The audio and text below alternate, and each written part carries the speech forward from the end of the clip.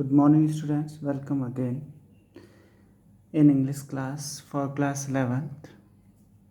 We are reading Snapshot, the second chapter, The Address, written by Marga Minko.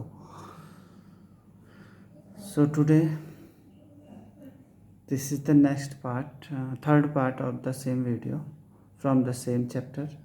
The last point that we read yesterday, that was the girl tells to the narrator that her mother is about to come, and she had made tea already. She had already made tea for her, and if she wants she can give her a cup of tea. मतलब वो narrator से चाहती है कि अगर वो चाय पीना चाहती है तो उसके लिए एक कप चाय वह ला सकती है. तो उसी का अगला point, now narrator says thank you. Narrator यहाँ पर कहती है thank you. Next point, the girl put cups ready on the tea table and poured tea from white pot. तो नरेटर के लिए वह पहले कप को टेबल पर रखती है, फिर एक वाइट पॉट से उसमें चाय उड़ेलती है, पॉरिंग करती है. पॉर्ड मीन्स उड़ेलना. It had a gold border as she remembered about her childhood days. It had a gold border on the lid. अगर उसे अपने बचपन के दिनों की याद आती है कि हाँ ये वाइट पॉट उसकी माँ का था और उस पर एक गोल्ड बॉर्डर, उसके लिड पर, उसके ढक्कन पर एक गोल्ड बॉर्डर भी था. She remembered about the childhood event. The girl opened a box and took some spoons out. लड़की एक बॉक्स खोलती है और उससे कुछ स्पून्स बाहर निकालती है. तो वहाँ पर जब नरेटर इन चीज़ों को देखती है तो वो कहती है that is a nice box. The narrator says that is a nice box and the narrator heard her own voice repeating. वह उस कमरे में जहाँ वह बैठी हुई है वहाँ पर वो कहती है कि एक अच्छा बॉक्स है. जब वो यह बात कहती है तो उसमें उसे ऐसा लगता है कि वह उसकी अपनी आवाज़ को उस कमरे में सुन रही है, यानी कि गूंज रही है उसकी अपनी आवाज़ वहाँ. Oh you know about them. This is asked by the girl. वह लड़की ने उससे पूछा, ओह तुम इसके बारे में जानती हो. So while the girl says this, at the time she was pouring T on the cup of the T. उसमें वो कप में चाय डालने की, स्पून निकालने की कोशिश कर रही थी. उस समय बैक पार्ट था नरेटर की तरफ. तो here narrator says that she had the a broad back as her mother had. जैसे उसकी माँ का पीछे से वह बहुत मोटी लग रही थी, वैसे ही वह लड़की भी लग रही है, यानी कि दोनों का फिगर माँ का और बेटे का सेम है. The girl turned around and brought her T. लड़की पीछे घूमी और उसके लिए, नरेटर के लिए, नरेटर की चाय लेकर के आई. And laughed and told that her mother says it is antique. It is antique and we have got a lots more. See for yourself. तो वह पीछे को मुड़ती है और पीछे को मुड़ करके वो उसे चाय देती है और उस थोड़ा ज़ोर से हंसती है और हंसते हुए कहती है, उसकी माँ बताती है कि ये सब एंटिक है. Antique means old things. ये सारी चीज़ें पुरानी चीज़ें हैं और हमें बहुत सारी ऐसी चीज़ें मिली हुई हैं, तुम देख सकते हो अपनी चारों ओर. ऐसा कह करके वो पॉइंटिंग आउट करती है, लड़की चारों ओर इशारा करती है. But the narrator did not see around. The narrator need not to follow her hand. She knew all about the things. She looked at the still life over the tea table. As a child, she had always fancied the apple on the table. तो यहाँ पर narrator अपने ख्यालों में खोई हुई है. जब वह पॉइंट आउट करती है लड़की की अपने चारों ओर देख लो सारी एंटिक चीज़ें रखी हैं, पुरानी चीज़ें रखी हैं, तो नरेटर को उसको फॉलो करने की ज़रूरत नहीं है, क्योंकि नरेटर उन सब बातों को जानती है कि वह किस बारे में बात कर रही है. तो वहाँ पर नरेटर से केवल उस टेबल पर, जिस पर वो टेबल क्लॉथ बिछा हुआ है, उनका वुलन टेबल क्लॉथ बिछा हुआ है, उस पर देख रही है, गौर कर रही है. और उस पर एक स्टिल लाइफ, वो कहते हैं वहाँ पर क्या है, उसकी ज़िंदगी रुक सी गई है। उस कह रहा है ना, she looked at the still life over the tea table. वह किसको देखती है? She looked at the still life over the tea table. Tea table के ऊपर रुकी हुई ज़िंदगी को देख रही है, यानी कि अपनी ओल्ड लाइफ को वह सोच रही है कि जब वो बच्ची थी तो वह बहुत फैंसीड थी एप्पल्स के बारे में। कौन एप्पल? जो रखे हुए थे कहाँ? प्यूटर प्लेट पर। प्यूटर प्लेट, सिल्वर प्लेट, जो पुरानी प्लेट थी उसके ऊपर एप्पल जब रखे हुए थे, बाउल टाइप की प्लेट होती है, तो उस प्लेट पे जो एप्पल रखे जाते थे उनको खाने के बहुत शौकीन थे जब वह बच्ची थी। It means all the things that were kept on the table, जिसमें वो टेबल के ऊपर जो चीज़ें रखी हैं उन पर गौर कर रही है और सोच रही कि चाइल्डहुड में वह उन्हीं टेबल्स पर ये चीज़ें खाया करती थी।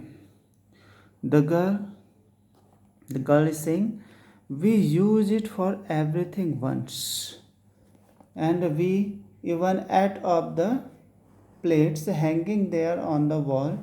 I wanted to so much, but it was not anything. तो यहाँ पर लड़की कह रही है कि हम इन सब चीज़ों का, जो जो चीज़ें आपको दिख रही हैं, हम इन सब चीज़ों का यूज करते हैं। एक बार वो एक इशारा करते, इंडिकेट करते हुए, दीवार की तरफ इंडिकेट करते हैं, वहाँ की प्लेटों को दिखाते हुए कहते हैं कि वो जो हैंगिंग हो रही है ना वॉल्स पर जो प्लेट्स, हमने उन पर भी एक बार खाया है और मैं उनको हमेशा यूज करना चाहती थी, उन पर खाना चाहती थी, लेकिन अब उनका ज़्यादा वो क्या नहीं है, एनीथिंग स्पेशल थी, दी वॉज नॉट एनीथिंग, लेकिन अब वो ज़्यादा स्पेशल नहीं रही, because those has been very antique, बहुत पुरानी हो चुकी, गंदी हो चुकी हैं। The narrator says, I had found the burn mark on the table cloths. Narrator अचानक से उसकी बात को काटते हुए कहती है, मुझे तो टेबल के ऊपर जो ये कपड़ा रखा है इस पर बर्न मार्क मिला है। The girl looked questioningly at me means at the narrator. लड़की क्वेश्चनिंगली मीन्स डाउटफुली उसको देखने लगती है, लड़की को देखने लगती है कि इसके कहने का मतलब क्या है। तो वो कहते हैं कि हम इन चीज़ संभाले रख रहे हैं, इन सब चीज़ों को यूज करते हैं। तभी वो लड़की कमेंट करती, नरेटर वहाँ पर कमेंट करते हैं तभी कि ये कपड़े पर बर्न मार्क है। तो लड़की वहाँ पर क्वेश्चन जब उसे देखती तो नरेटर अपनी बात इस पर से, yes you get so used to touching all these lovely things in the house, you hardly look at them any more, you only notice when something is missing because it has to be repaired और because you have learned it for example. तो यहाँ पर narrator अपने comment को continue रखती है, कहती है, yes you get so used to touching all this lovely things in the house. हाँ, तुम्हें इन सब चीज़ों को छूने का इन सब सुंदर चीज़ों को जो कमरे में रखी गई हैं इनको छूने का मन करता होगा, तुम इनको छूती होगी क्योंकि तुमको ये चीज़ें मिली हुई हैं और तुम मुश्किल से इन चीज़ों को देखती भी होंगी, क्योंकि तुम तभी उन चीज़ों को नोटिस कर सकती हो जब वो चीज़ खो जाती है। मतलब जब कोई प्यारी चीज़ जो लवली थिंग्स होती है, जो हमें बहुत केयरफुल, जो हमें बहुत अच्छी लगती है, अगर वो जब खो जाते हैं तब उसके बारे में हम ज़्यादा रिपेंट करते हैं। कहने का मतलब वह है, अगर जब तक वो हमारे पास है हम उसकी केयर नहीं करते हैं। तो यहाँ पर वो कहती है कि क्यों मिस हो जाती हैं, शायद it has to be repaired, शायद उन्हें रिपेयरिंग की ज़रूरत हो तब वो मिस हो जाती है, यानी कि तुम उसको रिपेयर नहीं करती हो तब वो ख़राब हो जाती है, फिर उसको यूज़ करना बंद कर देती हो, बाद में उसको मिस कर देती हो, या फिर because you have learned it for example, या फिर तुमने उसे उधार लिया होता और तुम्हें उसे वापस करना होता, तो एग्जांपल के तौर पर वह इन बातों को कहती है। और उधार ली हुई चीज़ें भी बहुत सुंदर लगती है और जब वह उधार ली हुई चीज़ वापस करने का टाइम आता है तो वह देने में फिर कतराई जाती है। वो कमेंट कर इनडायरेक्टली कमेंट वहाँ पर वह लड़की पर और उसकी मदद पर करना चाहती है। Next point is about pre war period. थोड़ा सा यहाँ पर नरेटर प्री वॉर पीरियड का डिस्कशन कर रही हैं। She remembered her mother once asked her to help her polish the silver. तो यहाँ पर नरेटर ने याद किया कि जब उसकी मदर ने एक बार उससे कहा था कि वह सिल्वर पर पॉलिश कर दे, और वह ऐसा टाइम था जब उसकी माँ और वे बहुत खुशी से उसका घर में रहते थे, हॉलैंड में अपने घर में रहते थे। Next, the narrator was bold और perhaps she was at home because she was ill that day. तो शायद उस दिन नरेटर या तो बोर हो रही थी या फिर वह घर में थी, उसे थोड़ा याद था, और वो घर में इसलिए की थी क्योंकि वह शायद बीमार थी। और यहाँ पर थोड़ा सा एक बात नरेटर कहता है, I have put it in the bracket, bracket में लिखा हुआ देख सकते हैं, as she had never asked it me before. वह बीमार थी लेकिन वो काम नहीं करना चाहते थे, लेकिन उसने करने की वो सोची। क्यों? क्योंकि उसकी माँ ने उससे कभी इस तरह से धोने का, बर्तनों को धोने या साफ़ करने के लिए नहीं कहा। तो यहाँ पर नरेटर एक बात करती है अपनी माँ से, विच सिल्वर शी मीन्ट।